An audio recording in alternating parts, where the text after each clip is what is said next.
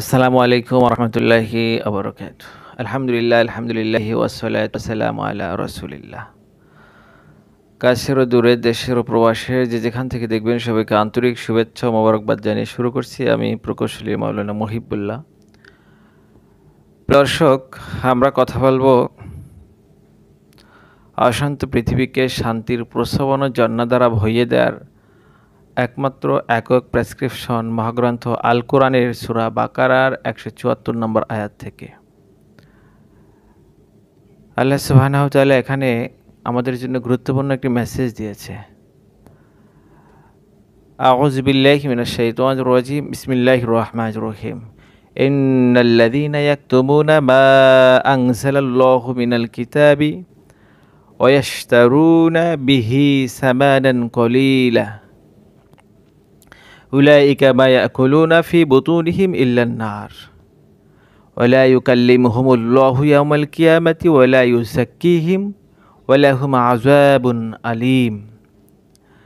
আল্লাহ সুবহানাহু ওয়া তাআলা এই আয়াতে বলেছেন, নিঃসন্দেহে যারা আল্লাহর নাজিল করা কিতাবের অংশ বিশেষ গোপন করে এবং সামান্য বৈষয়িক মূল্যে তা বিক্রি করে, তারাই হচ্ছে সেসব লোক যারা তাদের পেটকে আগুন দিয়ে ভর্তি করে।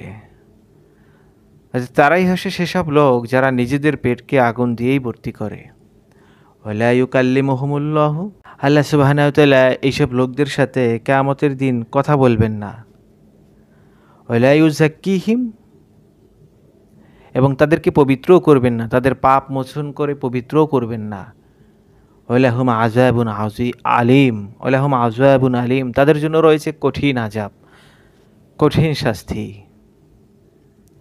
প্রিয় দর্শক, আয়াতের দিকে যদি আমরা একটু লক্ষ্য করি, পর্যালোচনা করি, তাহলে এখানে প্রথমত কথা রয়েছে যে ইন্নাল্লাযীনা ইয়াকতুমুনা, ওই সমস্ত লোক যারা গোপন করে মা আনজালাল্লাহু মিন শাইইন মিনাল কিতাবি, মা আনজালাল্লাহু মিনাল কিতাবি, আল্লাহ যা নাজিল করেছেন তা থেকে, ওয়াস্তারুনা বিহি সামানান কলিলা, এবং তারা তার বিনিময়ে অল্প সামান্য বৈষয়িক মূল্য গ্রহণ করে। উলাইকা মা ইয়াকুলুনা ফি বুতুনিহিম, তারা নিজেদের উদরে আগুন ছাড়ার কিছুই ভর্তি করছে না, তারা তাদের পেটের মধ্যে আগুন ছাড়ার কিছুই ধারণ করছে না। ওয়ালা ইউকাল্লিমুহুমুল্লাহু ইয়াওমাল কিয়ামাতি, আল্লাহ তাদের সাথে কিয়ামতের দিন কথা বলবেন না। ওয়ালা ইউযাক্কিহিম, তাদেরকে তাদের পাপ মোচন করে তাদেরকে পবিত্রও করবে না। এবং ওয়ালাহুম আযাবুন আলীম, তাদের জন্য রয়েছে মর্মান্তিক শাস্তি, তাদের জন্য রয়েছে কঠিন শাস্তি, পীড়াদায়ক শাস্তি রয়েছে, ভয়াবহ শাস্তি। প্রিয় দর্শক, প্রথমত কথা হচ্ছে যে ইহুদি আলেমদের একটা মারাত্মক রোগ ছিল। তারা জনসাধারণের কাছ থেকে উৎকোচ নিয়ে, বৈষয়িক মূল্য নিয়ে, সামান্য মূল্য নিয়ে তাদের যে কিতাব ছিল সে কিতাবের বিভিন্ন বিষয়ে গোপন করত, এবং তারা সামান্য মূল্যের বিনিময়ে এলোমেলো ফতোয়া দিত, নিজেদের মন মতো ফতোয়া দিত, এবং এমনকি তারা তাদের কিতাবের, তাওরাতের বিকৃতি সাধন করে নিজেদের মতলব সাধিত করত। কামনা বাসনার বশবর্তী হয়ে দুনিয়ার লালসায় লালায়িত হয়ে, দুনিয়ার সামান্য বিনিময়ের কারণে তারা তাদের কিতাবের বিভিন্ন অংশ গোপন করত এবং তার পরিবর্তে সামান্য মূল্য গ্রহণ করত। প্রিয় দর্শক, এই আয়াত থেকে উম্মতে মুহাম্মাদের জন্য শিক্ষা রয়েছে। উম্মতে মুহাম্মাদির মধ্যে, মুসলিম উম্মাহের মধ্যে যারা সামান্য লোভ লালসার বিনিময়ে, বৈষয়িক মূল্যের বিনিময়ে, বৈষয়িক সুখের জন্যে, দুনিয়ার পদ পদবীর জন্যে যদি কোরআনের সত্যকে কেউ প্রকাশ করতে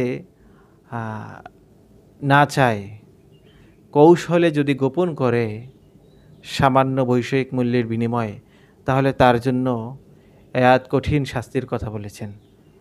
তাহলে তাদের জন্য আল্লাহ বলেছেন, উলাইকা মা ইয়াকুলুনা ফি বুতুনিহিম ইল্লান নার, তারা নিজেদের পেটের মধ্যে আগুন ছাড়া আর কিছুই ভর্তি করছে না।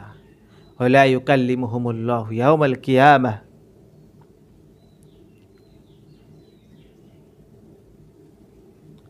এবং কিয়ামতের ময়দানে সেই কঠিন বিভীষিকাময় মুহূর্তে, যেদিন আল্লাহর রহমত ছাড়া, আল্লাহর দয়া ছাড়া, আল্লাহর সাহায্য ছাড়া একটা বনি আদমও এক কদম অগ্রসর হতে পারবে না। সেই বিভীষিকাময় মুহূর্তে রব্বুল আলামিন তার সাথে কথা বলবে না।